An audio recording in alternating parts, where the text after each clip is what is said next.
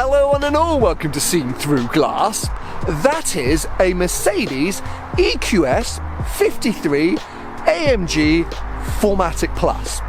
Okay, the name's a bit of a mouthful, but essentially it's the first full production electric AMG. Now, in the last video that I uploaded to this channel, I spoke a lot about how synthetic fuels could help keep combustion engine enthusiast cars on the road. But I'm not naive to the fact that EVs can serve a purpose, and many manufacturers and performance brands like AMG are pushing forward with the development of sporty electric cars. And this is supposedly one of those. So I thought it'd be super interesting to jump into one of the newest and potentially greatest electric cars aimed at enthusiasts like me and see what it's like by living with it for a few days.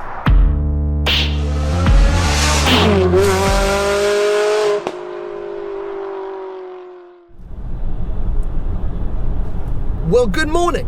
Welcome to day one with the EQS AMG. I've headed out of London this morning because I'm kickstarting my experience with this car in a not very AMG kind of way. I've got a meeting up in Yorkshire, which means I'm going to do about 450 miles today. It's about an 8-hour round trip, but essentially all on the motorway, just cruising. So not really going to look at the performance of this thing today, more the comfort and the luxury. And the tech. Oh my God, this car is loaded with tech. I've spent my first 40-45 minutes with it just being like, oh my God, it's potentially too much tech. Guess we're going to figure that out over the next few days. But yeah, all of these things which I'm sure are supposed to aid my driving experience, kind of just distracting me from it. Should be focusing on the road ahead, but there's lights illuminating and sounds bonging, and a lot of the time it feels like the car's kind of driving itself, which I suppose is quite relaxing, but also a little bit unnerving. It's sort of fun though. It feels like I'm in a futuristic spaceship, not a car, or like I'm playing a computer game. There's just so much to do and so much to experience. But anyway, plenty of time to do that, because as I say, I'm spending a lot of time in this car today. My meeting is 208 miles away. Range currently reading at 265 miles, so that should be fairly easy. But I'm going to stop in a few hours, do a bit of a charge, and I guess chat to you about my initial experience with this car. For now, I'm going to enjoy the sunshine and the silence and the comfort and luxury. Try not to get too distracted by all of this tech.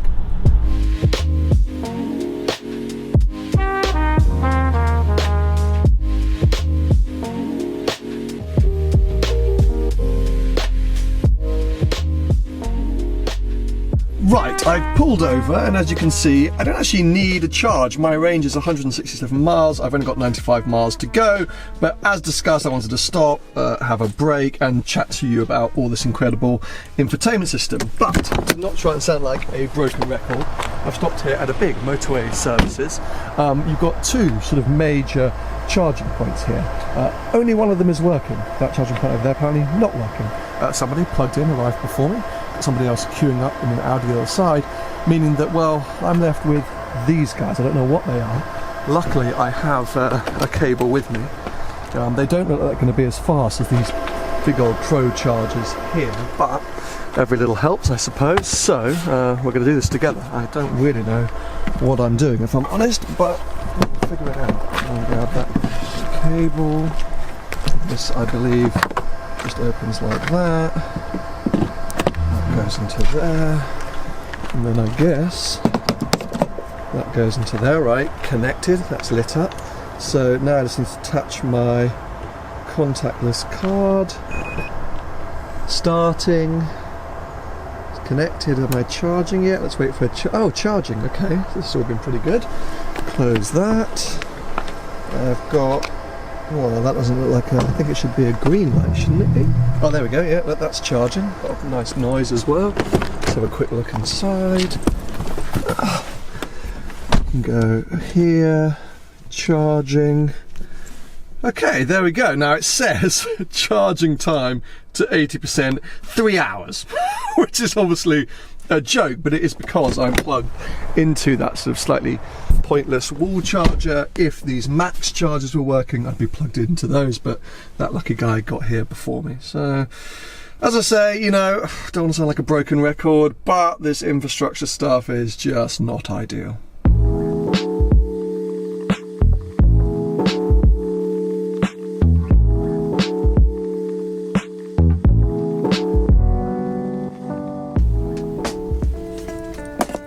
Well, a bit of time has passed, 40 minutes to be precise, and we've gained about 30 miles in range, just over 60% charge now. So yeah, it's slowly trickling along. Anyway, I don't want to bang on about that. I want to talk about this tech. Because I joked earlier that maybe there's too much tech in this car, but that's just because of the amount of variables. There are so many things that you can choose from and set up in this car that when you first get in it, it's like, whoa! And it's a distraction. But of course, once you figure those things out and set them up to how you like, then it's all just kind of fantastic. Let me show you. Now, this is going to be a bit of a whistle-stop tour, because if I was to show you all the features on offer with this car, we'd be here for about 6 hours. Let's kick things off by coming out of the charging menu and just display this gigantor screen in all its glory. It's amazing. I'm not usually a fan of a touchscreen in vehicles, but this thing is so good that, well, it's just, yeah, win-win-win. Even the Apple CarPlay or Android Auto integration is fantastic. As you can see, it just stretches the entirety of the dashboard. That over there is actually a separate passenger display, which is only activated if someone is sitting in the passenger seat. They can control their own music and play around with it. It's absolutely awesome. I think over the next couple of days, I'm going to have to sit in the passenger seat just so I can play with it. But of course, it stretches here as well to the instrument clusters behind the steering wheel. We'll come back to that in a second. But on this main screen, as you can imagine, you get all the things like navigation, phone, radio, media, etc. And you might be able to tell as I kind of look or point at certain elements, they enhance or they grow. It's amazing. This car kind of is always 2 steps ahead of you. It's mad. If I come over here, you'll see the EQS AMG gets this AMG performance menu. Now, I think I actually have to turn the vehicle on to demonstrate this at its fullest. As you can see here, you get this awesome visualization. It's a tricky word to say with limited coffee this morning. But yeah, right now you can see the charger cable going in there and electricity going to the batteries.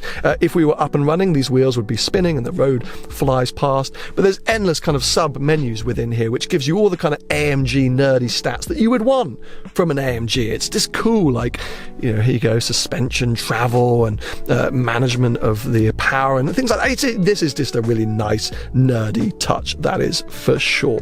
But over and above that, because this isn't EQS and electric S-Class, you've also got comfort, which is what I've been enjoying today. You can set up your massage programs, infinite ways to make your seats as comfy as possible. Also ambient light, you might be able to see this kind of green light that runs along the entirety of the vehicle. You can change the colour of that and how bright it is. I mean, this is just the start. If we go into settings, there are 1,000 things that you can set up, from assistance programs to light programs. This morning when I left my house, it was dark and I have to navigate quite a narrow gateway, and some lights illuminated on the side of the vehicle so I could look out and make sure there wasn't a sort of pole or anything that I was going to hit next to the car. It's amazing. It's just really aiding and protecting you as you're on the road. And I mentioned up here, of course, the sort of instrument display, endless things that you can configure here as well, from the way that things look to what's included in your heads-up display. Augmented reality is insane. It just goes on and on and on.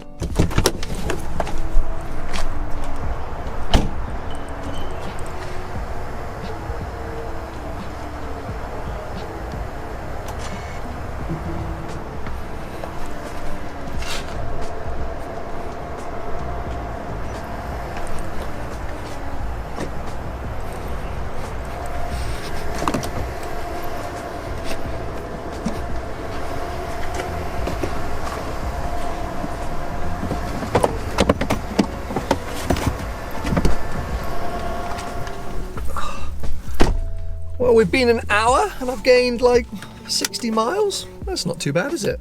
I built in an extra hour to my sort of journey plan for today, so I could do some filming, catch up on some work, and try a bit of charging. And yeah, that's been fairly painless. I think if I was in an emergency situation and I needed charge, that would have been a bit depressing, but it is what it is. The man in the Audi is still plugged in, but we're going to leave him behind and crack on, because yeah, I don't want to be late for my meeting.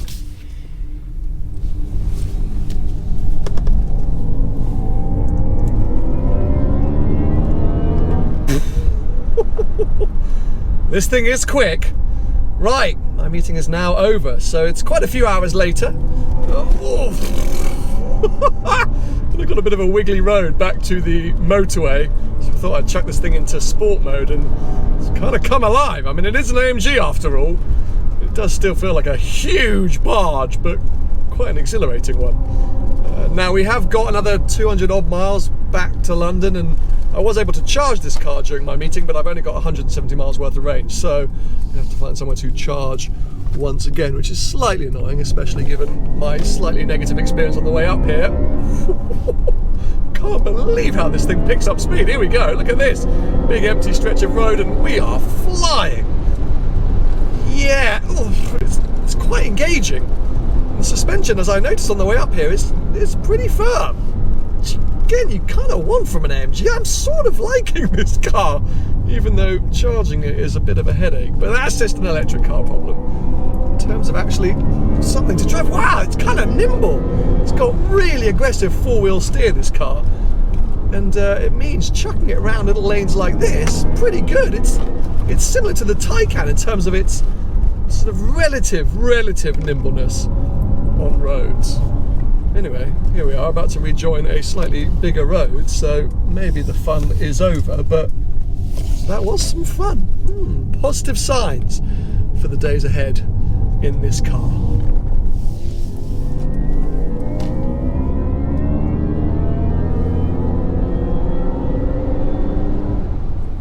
I gotta be honest and give credit where credit is due. This charging experience has been pretty straightforward.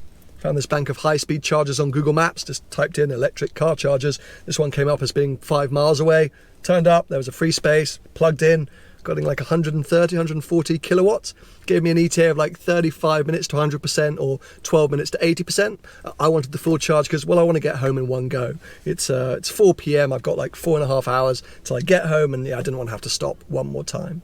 Whilst I'm sitting here and charging, I'm going to be enjoying one of these bad boys, one of my Y-Food drinks. You may have heard me talk about these before because, well, I'm obsessed with them. Previously, whenever I was out and about filming or on long road trips, found that I would eat pretty unhealthily. I'd stop at service stations, pick up a pretty grotty sandwich and just feel fairly unsatisfied. That was until I discovered these. Nowadays, I don't go anywhere without these in my car. Today I've actually got 2. That's because they fill me up, firstly, for like 3 to 5 hours, but they're packed full of goodness. And it actually says here on the bottle, 26 vitamins and minerals, high in protein, fibre, lactose-free and gluten-free, which suits my lifestyle, and no added sugar, which means, yes, I can replenish myself with one of these, meaning I never go hungry when filming, because that is a disaster for me, but know that I'm filling myself full of good stuff. What's awesome is Y-Food offer you a discount if you use my discount code glass-YouTube. There's a link in the description below. Once again, use my code glass-YouTube. Anyway, I'm going to enjoy this new peach lassi flavour, watch my charge trickle up, and then eventually I'll head home and draw close to my first day with this car.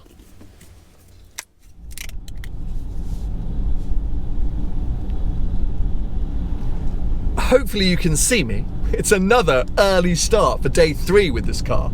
The weather's pretty awful and I don't think the sun's risen yet, so it's quite dark in here. But anyway, today I want to kind of focus on the AMG side of this EQS 53 AMG 4MATIC Plus. It's not a good name. It's not a snappy name, is it? But as I discovered during that short spurt a few days ago, and just by spending more time with this thing, the AMG side of this car, it's not a marketing gimmick. They haven't just, put a fancy grille on it and slapped a badge on there, given it a little bit more power and gone, oh, there you go, AMG special. They've applied the same practices that they would do to a combustion engine car. They've really reworked the motors, the battery deployment, and the suspension, and a whole load of things to give this car a slightly different identity or a different feel. Look, it's not a sports car, it's not an old school AMG, but it's not a super floaty EV. There's a side to it that feels quite engaging. It's a bit like a Taycan, but I don't think it's quite as nimble on its feet because, well, it is huge. I think I did touch on that. This thing is massive. Parking it in central London has been fairly difficult, even with the really aggressive four-wheel steer. I've actually never seen four-wheel steering as aggressive as this. I sent a video to Paul Wallace from Supercars of London, and he thinks the lock of the rear wheels is actually more impressive than the lock of his old Murcielago Lamborghini. It's so crazy. But yeah, it's just got something about it. I mentioned that the suspension feels a little bit firm. It's not brittle, it's not like a GT3 RS, but it's just tight, and it just gives you that feeling that, okay, this car can probably go around a corner quite all right. It implores you every now and again to drive a bit like a hooligan. I struggle with that in an EV because I just don't want to, well, lose all of my charge. So yeah, it's interesting, it's intriguing. I have actually really enjoyed spending time with it. Yesterday I was just pootling around London doing errands, so I went in the morning to a petrol station and charged up so I could enjoy the car for the rest of the day. And with previous EVs, I haven't always done that. I'm like, oh, it's got no battery, I'll just leave it, wait for them to come and pick it up.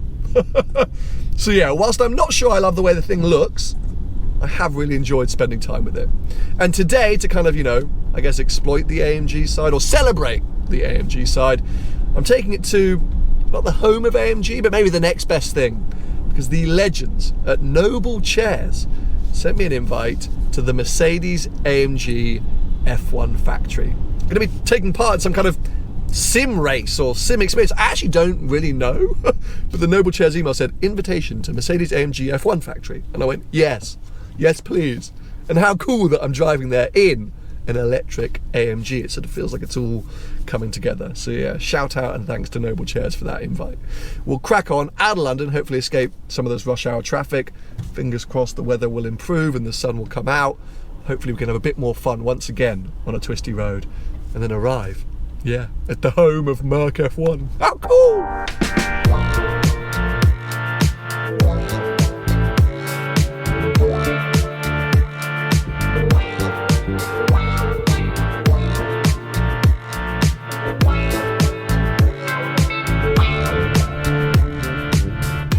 Right, I've just come off the motorway, so I'm going to turn us up to Sport Plus mode.